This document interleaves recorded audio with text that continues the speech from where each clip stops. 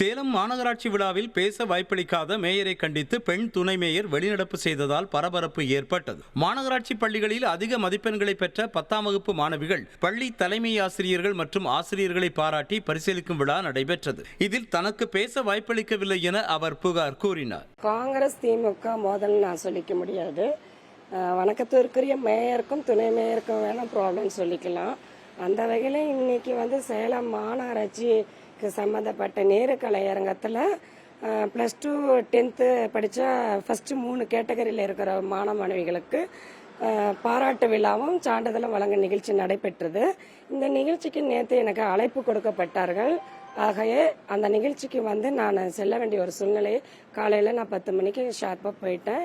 போகும்போதே வணக்கத்துக்குரிய மேயர் அவருக்கு வணக்கம் பண்ணேன். அவர் கண்டுக்காமல் போயிட்டாரு. அதுக்கப்புறம் கமிஷனர் ரெஸ்பெக்ட் பண்ணாங்க, வாங்க உட்காருங்கன்னு சொன்னாங்க. நான் மேலே ஸ்டேஜுக்கு போனேன்.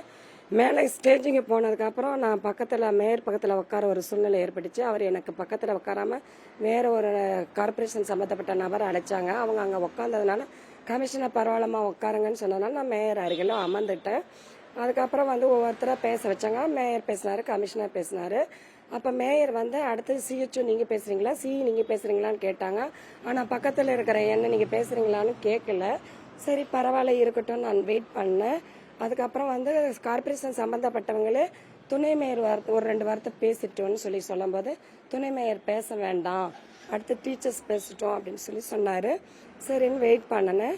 இல்லை எனக்கு இந்த நிகழ்ச்சி ஏன் இங்கே நடத்தினேன்னு எனக்கு தெரியல அப்படின்னு அவர் ஏதோ முணுமுணுத்துட்டே இருந்தார். அதனால எனக்கு அது கஷ்டமாக ஊண்டிங்க இருந்துச்சு.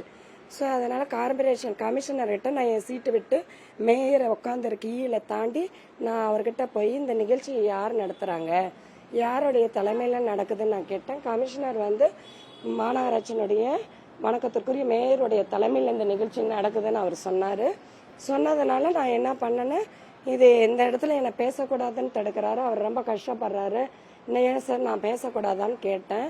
சார் இந்த கார்பரேஷனுடைய நிகழ்வு இல்லை, அவர் சொந்த இதில் பண்ணுறாருன்னா கார்பரேஷனுடைய எம்பளம் இருக்குது, கவர்மெண்ட்டுடைய எம்பளம் இருக்குது, மாண்புமிகு முதல்வருடைய எம்பளம் இருக்குது, அமைச்சர் பெருமக்களுடைய ஃபோட்டோஸ்லாம் இருக்குது, சம்மந்தப்பட்ட கமிஷனர் நீங்கள் இருக்கீங்க, அதிகாரிகள் எல்லாமே கவர்மெண்ட் ஸ்டாஃப்ஸு எல்லாருமே இருக்காங்க. நான் இந்த நிகழ்ச்சியில் கலந்துக்கிட்டது சரிங்களா தவறுங்களான்னு கேட்கும்போது கமிஷனர் நீங்கள் அடுத்தது நீங்கள் பேசுங்க மேடம்னு சொல்கிறாரு. மறுபடியும் பேசுறதுக்கு அவரை அதிகாரி கூப்பிட்டு சொல்கிறாங்க. சொல்லும்போது அவரை பேச விடாமல் அடுத்த சர்டிஃபிகேட் கொடுக்கலான்னு சொல்கிறாரு. அந்த சர்டிஃபிகேட் கூட கொடுக்க விடாமல் அடுத்தடுத்து எல்லாத்திட்டையும் கொடுத்துட்டு இருந்தாங்க. அதுக்கு மேலே நான் நின்னா என்னுடைய ஏரியா மக்கள் மட்டும்லாம் 60 கோட்டத்தில் உள்ள மாநகராட்சி பள்ளியில் உள்ள ஆசிரியர்கள், பெற்றோர்கள், அந்த எல்லா கட்சியினுடைய சார்ந்த பெற்றோர்களும் அங்கே வந்திருப்பாங்க இல்லையா, எனக்கு காங்கிரஸ் சம்மந்தப்பட்டவங்களும் வந்திருந்தாங்க. அப்போ எனக்கு அது கஷ்டமாக இருந்தது. நான் கீழே இறங்கி வரும்போது நம்மளுடைய பத்திரிகை நண்பர்கள் ஏன் இறங்கிட்டு ஏன் உங்களை பேச விடன்னு கேள்வி கேட்டாங்க. அங்கே என்ன நடந்ததோ நான் சொல்லிட்டு வெளியே வந்துட்டேங்க. செய்திகளை உடனுக்குடனும் துல்லியமாகவும் தெரிந்து கொள்ள சப்ஸ்கிரைப் பண்ணுங்க.